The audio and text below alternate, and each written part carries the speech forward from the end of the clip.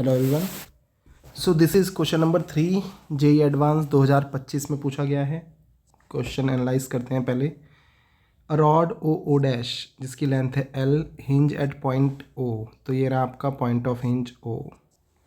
Then held at a place vertically between two walls, ये आपकी walls हैं। Massless spring है, सेम स्प्रिंग कांस्टेंट। तो पहली चीज़ जो आपको गिवन है K1 एंड K2, जो दो स्प्रिंग है उनके कांस्टेंट क्या हैं, सेम है। Then spring are connected at the mid point, यहाँ पर मिड पॉइंट पर कनेक्टेड है, and at the top end O dash पर as shown in the figure 1, and rod is made to small angular displacement. ठीक है। Then frequency of oscillation पहले वाले की है F1। Then on the other hand both spring are connected in the mid point, यहाँ पर दोनों mid point पर हैं spring, and the small oscillation इसमें भी हो रहा है और इसकी फ्रीक्वेंसी है F2। आपको निकालना है रेशियो ऑफ फ्रीक्वेंसीज।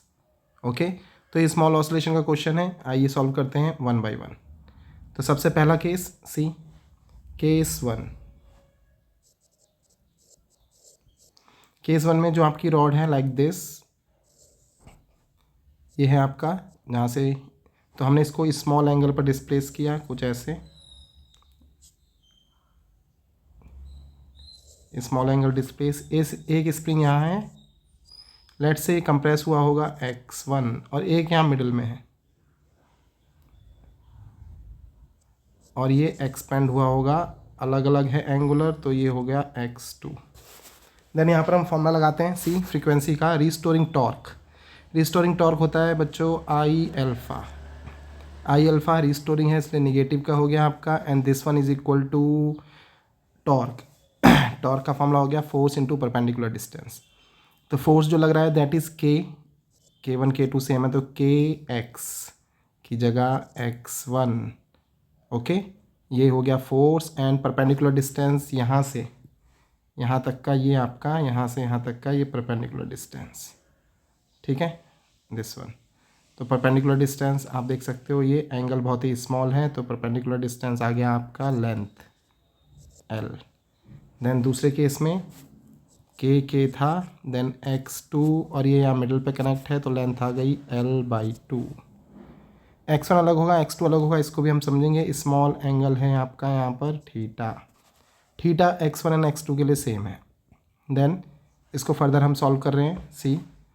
देन ये आई है यहाँ पे moment of inertia, alpha can be written as d² theta upon dt² is equal to K, आपकी K एंड L आपका कॉमन आ गया x1 निकाल रहे हैं। हम जानते हैं कि एंगल इक्वल टू होता है आर्क अपॉन रेडियस, तो आर्क हो गया आपका x1 यहाँ पर इस केस में, तो आर्क का फॉर्मूला आ गया एंगल इनटू रेडियस। तो पहले केस में देखिए x1 के लिए एंगल हो जाएगा आपका थीटा, रेडियस हो जाएगी L, एंड दूसरे केस में x2 एंगल सेम रहेगा बट यहाँ पर रेडियस बनेगी L/2।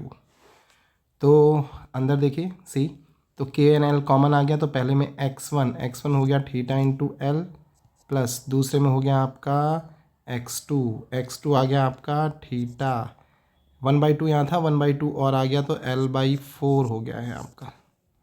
आगे सॉल्व कर रहे हैं तो ये आ गया आपका L² हो जाएगा, थीटा भी कॉमन, अंदर बचेगा 1 + 1/4।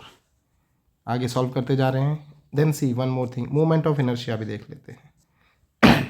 देन मोमेंट ऑफ इनर्शिया, ये जो रॉड है ये रोटेट कर रही है इस एक्सिस के अबाउट स्मॉल एंगल। ठीक है, रॉड का जो मोमेंट ऑफ इनर्शिया होता है सेंटर ऑफ मास के अबाउट, वो होता है ml²/12, बट ये साइड के अबाउट है, तो थ्योरम ऑफ पैरेलल एक्सिस हम अप्लाई कर सकते हैं, तो वहाँ पे होता है +mr², एंड r की वैल्यू रखी जाएगी L/2। तो पैरेलली सॉल्व करते चल रहे हैं, तो i हो गया हमारे पास ml²/12 plus ml²/4, common quantity आ गई हमारे पास ml², एलसीएम आ गया 12, 1 4 3 12, 4/3 यानी कि ml²/3, ये आ गया मोमेंट ऑफ इनर्शिया। तो ये सारी की सारी वैल्यू हम यहाँ साइड बाय साइड इस तरफ प्लेस करते चल रहे हैं। तो मोमेंट ऑफ इनर्शिया आ गया M L square by 3 d square theta upon D T square. Angle small है तो यहाँ पे ये कल चल रहा है के एल स्क्वायर थीटा 1/4 + 1 इज़ 5/4। कुछ क्वांटिटीज़ कैंसिल हो रही हैं। फॉर एग्जांपल एल स्क्वायर आपका कैंसिल आउट हो गया है लाइक दिस। देन इसको हमें लाना है किस में? द स्टैंडर्ड इक्वेशन इज़, जो थीटा के टर्म में होती है, that is D square theta upon D T square plus omega square theta equal to 0। इस वाली फॉर्म में लाके we can directly compare the angular frequency. And angular frequency होती है 2 टाइम्स ऑफ लीनियर फ्रिक्वेंसी, यानी कि आंसर सेम ही रहेगा। देन सी फर्दर, इसको सॉल्व करेंगे तो this equation will looks like two U is D square, उस तरफ ले जा रहे हैं, theta upon D T square. Okay, cross multiply किया है तो ये हो जाएगा आपका +3k। ओके, एंड अपॉन में m, क्रॉस मल्टीप्लाई करने के बाद फिर इधर शिफ्ट करने के बाद and into 5/4 theta equal to 0। तो ये जो होल टर्म है जो आया है यहाँ पर, ये किसकी जगह पे है? ओमेगा स्क्वायर की जगह पे, दिस होल टर्म। तो ये ओमेगा स्क्वायर की जगह पे है तो यहाँ से ओमेगा आ जाएगा, यानी कि ओमेगा 1 आ गया। ओमेगा डायरेक्टली प्रोपोर्शनल होगा F1 के, तो एक ही बात है, ओमेगा 1 निकालिए चाहे F1। तो कंपेयर करने पे मिलेगा ये 5 × 3 15k अपॉन 4m का स्क्वायर रूट। तो इसको हमने मार्क किया equation number 1। In a same way see, moment of inertia हमें बार बार निकालने की ज़रूरत नहीं पड़ेगी। तो ये हमने देखा किसके लिए? केस 1 के लिए। केस 2 देख लेते हैं। सेंटर पर कनेक्ट है दोनों स्प्रिंग, ठीक है। बाकी सारी चीज़ें सेम है। एंगल ऑफ रोटेशन भी आपका कहाँ से लिया गया है? O पॉइंट से। तो मैं दोबारा डायग्राम रिड्रॉ कर देता हूँ। ये हो गई लेंथ रॉड, इस बार यहाँ से है तो थोड़ा सा डिस्प्लेस करेंगे तो it will looks like this. ये वाला स्प्रिंग एक्सपेंड होगा और इसी के रिस्पेक्ट में ये वाला स्प्रिंग कंप्रेस होगा। This angle is theta. Again see case 2। तो रिस्टोरिंग टॉर्क हो गया फिर से आई अल्फ़ा फिर से इक्वल होगा रिस्टोरिंग फोर्स, तो वो लगेगा आपका के एक्स। ओके, ये आपका एक्स इस बार सेम है दोनों के लिए, तो आ गया आपका के एक्स। एंड परपेंडिकुलर डिस्टेंस आप देखोगे यहाँ से यहाँ तक का हो गया L/2, तो L/2। ओके, और दूसरे का भी हो जाएगा के एक्स L/2, तो ये आ जाएगा आपका 2 टाइम्स ऑफ के एक्स L/2, यानी कि के एक्स एल आ गया।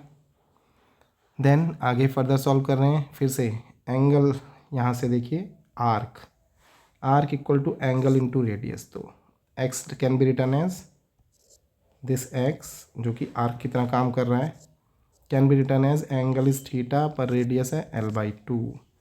एंड मोमेंट ऑफ इनर्शिया को भी हम डायरेक्टली प्लेस कर देंगे अगेन mL²/3, दिस वन। तो प्लेस कर रहे हैं यहाँ पर, तो ये चल रहा है आपका mL²/3। Alpha can be written as d² theta upon dt² is equal to k is k x is theta L/2 into L. कुछ टर्म कैंसिल हो रहे हैं, L² से L² आपका कैंसिल आउट। क्रॉस मल्टीप्लाई कराएंगे तो d² theta by dt² simply become 3k/2m into theta like this. सारे term एक साइड ले जाइए, सारे टर्म एक साइड ले जाएंगे तो this will looks like d² theta upon dt² plus 3k/2m into theta, this one, and equal to 0। Standard equation थी हमारे पास d² theta upon dt² plus ω² theta equal to 0। Compare करने पे यहाँ पर दिस टर्म ω² के इक्वल, तो यहाँ से ω2 मिलेगा आपको √3k/2m। ये हो गई हमारी इक्वेशन नंबर 2। अब 1 और 2 का हमें रेशियो चाहिए, सिंस ओमेगा डायरेक्टली प्रोपोर्शनल है स्मॉल f के, तो वो F1/F2 देगा। तो ω1 है 15k/4m, since omega directly proportional to F है, तो यानी कि F1 हो जाएगा आपका square root of 15K upon 4m and divide by F2, तो ये हो जाएगा आपका square root of 3K upon 2m। जो टर्म कैंसिल हो रहे हैं उन्हें हटा दीजिए, K M देन ये 5 टाइम्स, देन ये 2 टाइम्स, तो आंसर आ गया स्क्वायर रूट ऑफ 5/2। मैच करते हैं आंसर सी। आप देख सकते हैं ऑप्शन नंबर सी ये हो गया आपका करेक्ट आंसर। तो ये प्रॉब्लम थी स्मॉल ऑसिलेशन की, एंड इसमें सेकंड ऑर्डर डिफरेंशियल इक्वेशन का भी यूज़ है SHM की, बिकॉज ये जो स्प्रिंग है वो आपके SHM ही परफॉर्म करेंगे। ओके, ऐसे ही और वीडियो के लिए please like share and subscribe. Thank you.